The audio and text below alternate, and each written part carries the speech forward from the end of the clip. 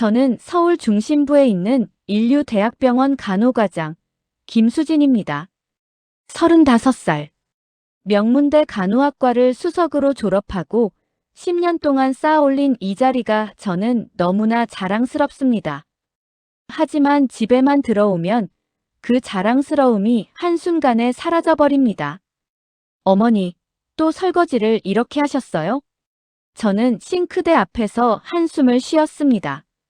그릇에 물기가 그대로 남아있고 컵은 제대로 닦이지도 않았습니다. 시어머니 이순자 씨는 65살. 말수도 적고 집안일도 서툽니다. 미안하구나. 눈이 침침해서. 시어머니는 항상 이렇게 작은 목소리로 사과하십니다. 저는 그 모습을 볼 때마다 답답합니다. 어머니는 젊었을 때 뭐 하셨어요? 간호사셨다면서요? 응. 그냥 평간호사였어. 평간호사요? 우와, 그것도 요즘 같으면 상상도 못할 낮은 직급이네요. 저는 과장인데.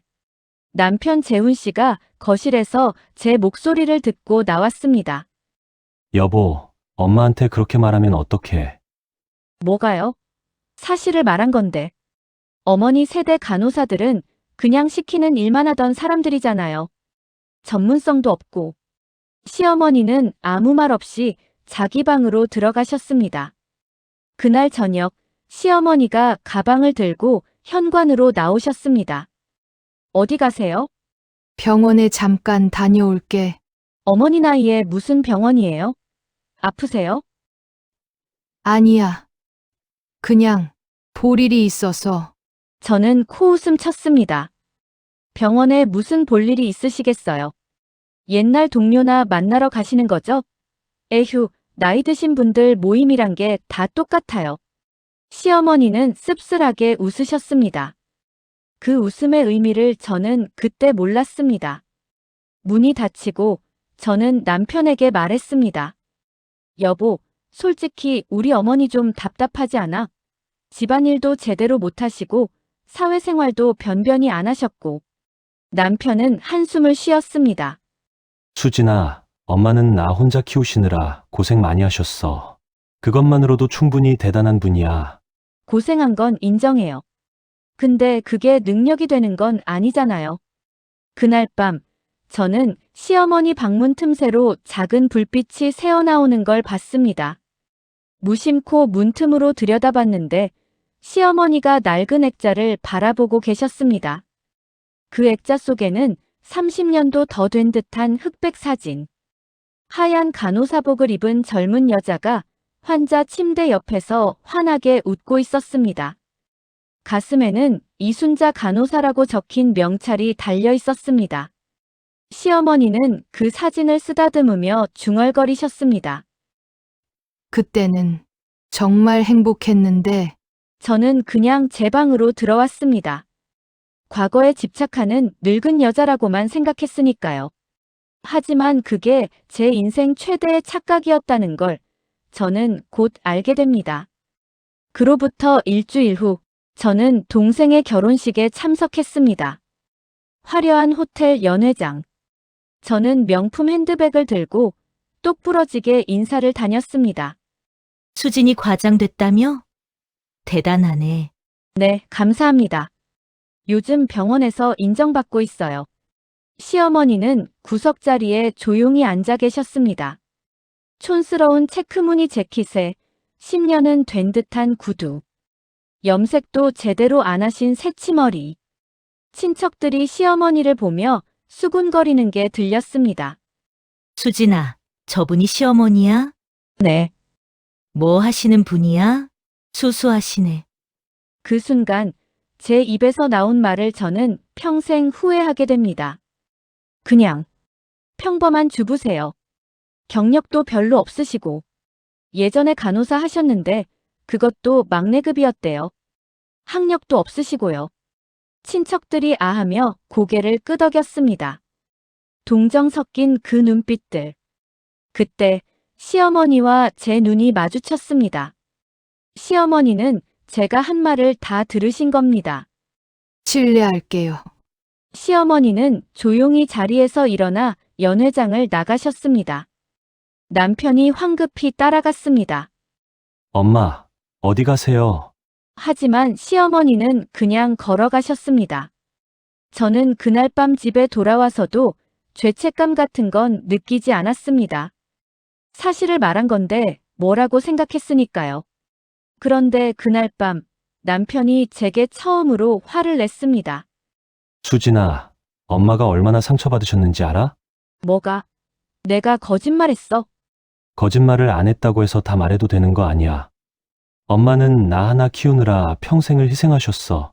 그 과정에서 본인 커리어 같은 건 다 포기하신 거고. 그래서 그게 내 잘못이야. 나는 그런 희생 안 하고도 커리어 쌓았어. 남편은 더 이상 말하지 않았습니다. 그는 그냥 시어머니 방으로 들어갔습니다. 저는 혼자 침대에 누워 핸드폰을 보다가 병원 단체 채팅방에 공지 하나가 떴습니다. 긴급 공지. 다음 주 월요일 오전 10시 전 직원 대강당 집합. 새로운 이사장님 취임식이 있겠습니다. 복장 정장 착용 필수. 이사장이 바뀐다고? 저는 깜짝 놀랐습니다. 우리 병원은 50년 전통의 대학병원입니다. 이사장이 바뀐다는 건 엄청난 변화를 의미합니다. 누가 오는 거지? 혹시 외부 재벌 2세? 아니면 의료재단 쪽 인사? 저는 설렜습니다. 새 이사장한테 잘 보이면 제 승진도 빨라질 수 있을 테니까요. 그때 시어머니 방에서 작은 소리가 들렸습니다. 이제 그만 참아야겠구나. 무슨 소린지 몰라서 저는 그냥 잠들었습니다.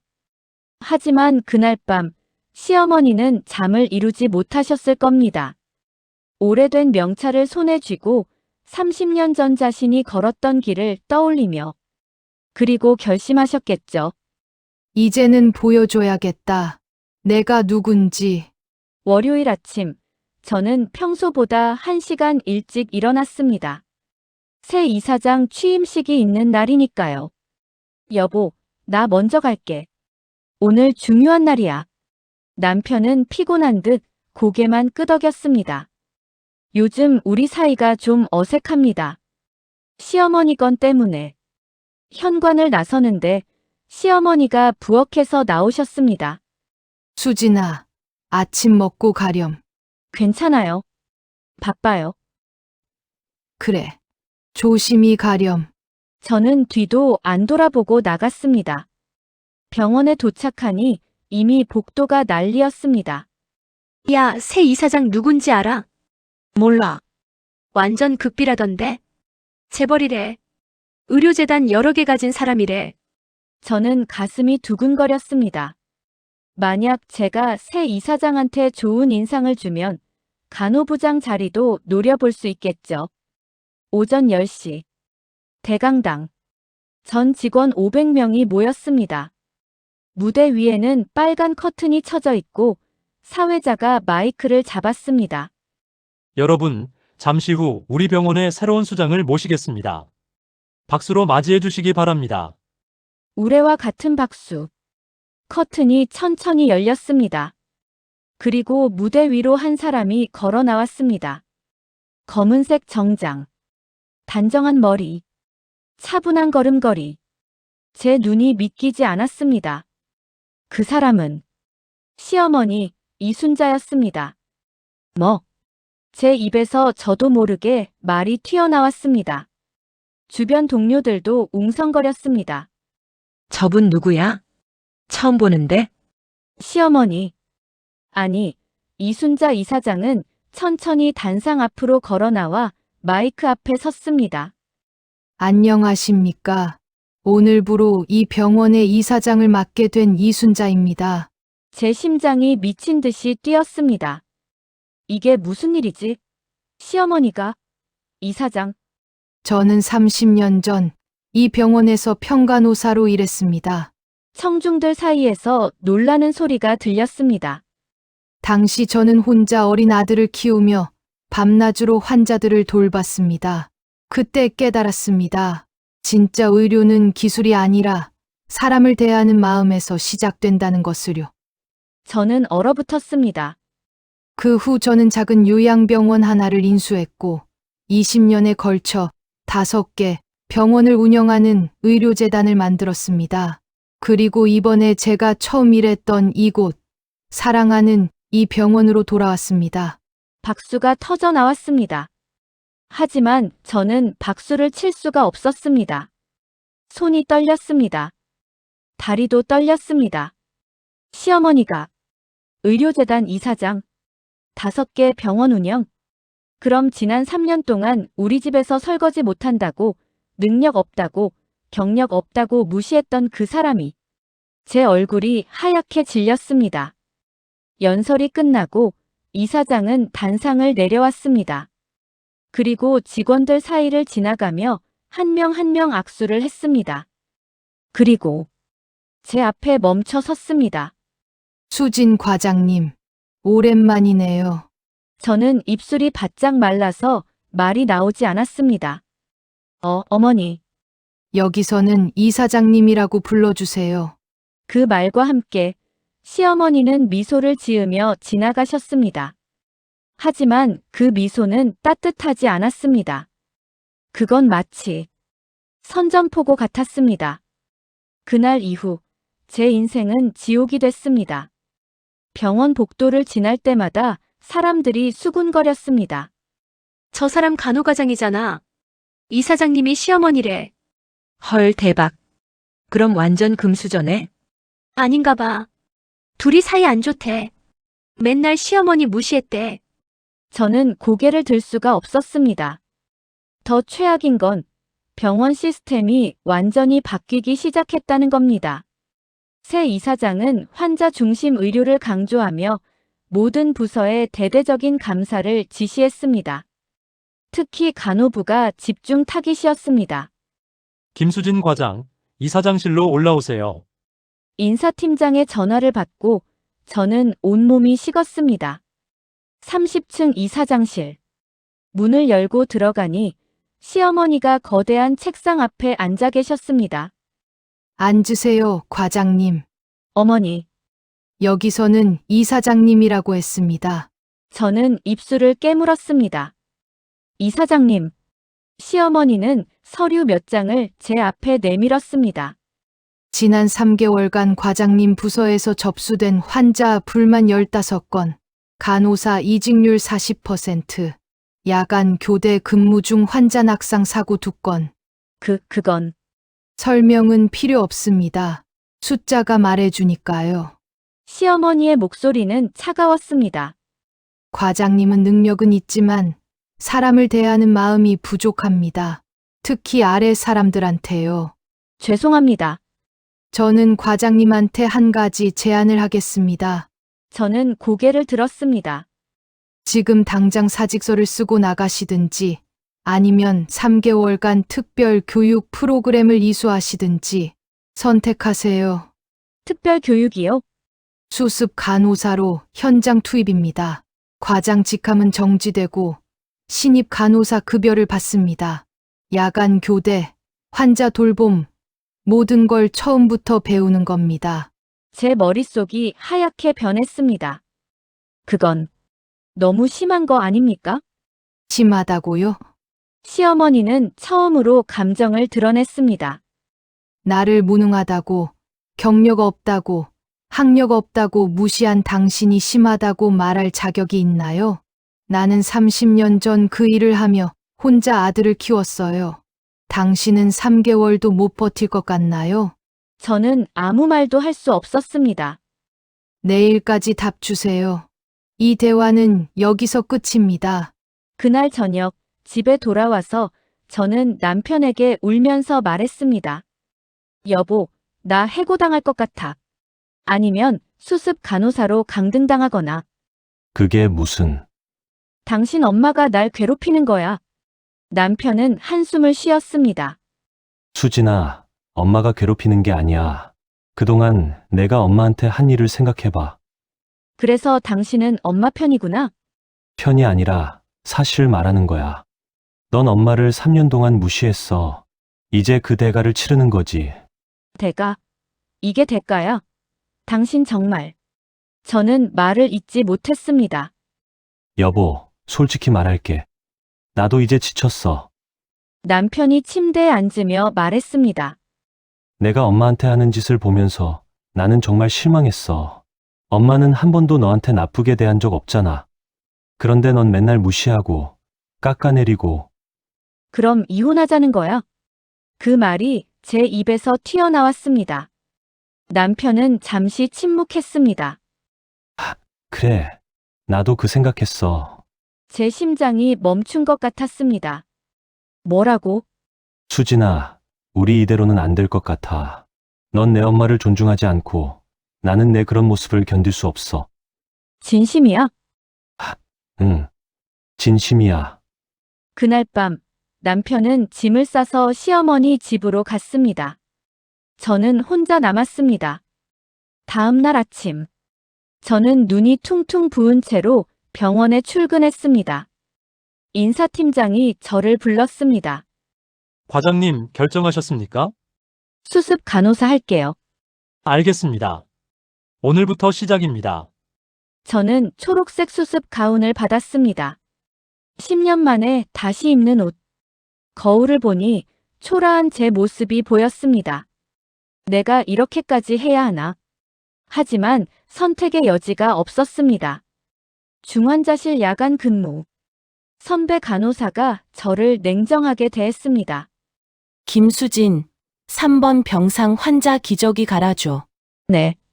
80대 할아버지. 치매 환자. 기저귀를 열자 역한 냄새가 올라왔습니다. 뭐해? 빨리 안 해. 저는 눈물을 참으며 할아버지를 닦아드렸습니다. 시어머니는 이런 일을 30년 했다고. 그날 밤 저는 15번의 기저귀를 갈았습니다. 8번의 링거를 교체했습니다. 4명의 환자가 구토했고 저는 그걸 치웠습니다. 새벽 5시. 화장실에 앉아서 저는 울었습니다. 손은 피부가 터져서 피가 났고 허리는 끊어질 것 같았습니다. 나는 이런 인생을 살려고 이렇게 열심히 공부한 게 아닌데. 3개월이 지났습니다. 저는 수습 기간을 마치고 다시 이사장실로 불려갔습니다. 시어머니가 저를 보며 말했습니다. 수고했어요. 수진 씨. 감사합니다. 3개월 동안 현장 평가 결과를 봤습니다. 환자 만족도 상위 10%, 동료 평가도 좋았고요. 저는 고개를 숙였습니다. 하지만 시어머니의 목소리가 차갑게 변했습니다. 당신을 복직시킬 수 없습니다. 네, 3개월 동안 배운 건 기술이었어요. 하지만 당신 마음속 오만함은 변하지 않았죠. 시어머니는 서류 한 장을 내밀었습니다. 이사장님, 당신은 지난주 다른 수습 간호사한테 나는 원래 과장이었다고 자랑했죠. 환자 보호자한테 이건 제 수준에 맞지 않는 일이라고 했고요. 저는 할 말이 없었습니다. 당신은 끝까지 배우지 못했어요. 겸손으려. 시어머니는 자리에서 일어났습니다. 오늘로 당신은 해고입니다. 그리고 시어머니는 다른 서류를 꺼냈습니다. 이혼 동의서. 재훈이가 이혼 소송을 준비하고 있어요. 당신한테 서명 받아오라고 했더군요. 제 눈앞이 캄캄해졌습니다. 어머니. 아니, 이사장님. 제발. 제발. 지난 3년 동안 나한테 한 짓을 생각해봐요. 시어머니는 차갑게 미소 지었습니다. 당신은 나를 무능하다고 했죠. 학력도 없고, 경력도 없고, 집안일도 못한다고. 죄송합니다. 사과는 이제 필요 없어요. 너무 늦었으니까. 시어머니는 창밖을 바라봤습니다. 당신은 사람을 겉모습으로만 판단했어요. 직함과 학벌로만 평가했죠. 그래서 지금 모든 걸 잃은 거예요. 저는 바닥에 주저앉았습니다. 제발. 한 번만 더 기회를. 기회는 이미 줬어요. 3년 동안이나. 시어머니는 마지막으로 말했습니다. 오늘 저녁까지 짐 싸서 나가세요. 그 집은 제 명의예요. 그날 오후, 저는 집으로 돌아왔습니다. 아니, 이제는 제 집이 아니었죠. 현관문을 열자 거실에 이삿짐 박스들이 쌓여 있었습니다. 남편이 소파에 앉아 있었습니다. 왔어. 여보, 짐은 다 쌌어. 내 옷이랑 개인 물품만. 저는 그제야 깨달았습니다. 정말 끝이구나. 재훈아, 나 정말 반성하고 있어. 제발 한 번만. 남편은 고개를 저었습니다. 수진아, 나는 3년 동안 기다렸어. 내가 엄마한테 조금이라도 따뜻하게 대해주길, 한 번이라도 고마워하길. 근데 너는 끝까지 엄마를 무시했어. 심지어 친척 모임에서까지 창피를 주더라. 남편의 목소리가 떨렸습니다. 나는 엄마가 얼마나 대단한 분인지 알아. 혼자 나를 키우시면서도 한 번도 남 앞에서 자랑하신 적 없어. 그냥 조용히 묵묵히 일하셨지. 알아. 이제 알았어. 너무 늦었어. 남편은 이혼 동의서를 테이블 위에 놓았습니다. 여기 서명하고 가줘. 위자료 청구는 안 할게. 그냥 깨끗하게 헤어지자. 저는 펜을 들었습니다. 손이 떨렸습니다. 그 순간 제 결혼 생활이 끝났습니다. 저는 캐리어를 끌고 집을 나왔습니다. 창밖에 비가 내렸습니다. 저는 조용히 눈을 감았습니다. 그렇게 혼자가 되었습니다. 사람을 겉모습으로 판단하면 결국 잃는 건 그 사람이 아니라 나 자신입니다. 직함과 학벌로 사람을 평가하면 정작 중요한 것을 놓치게 됩니다.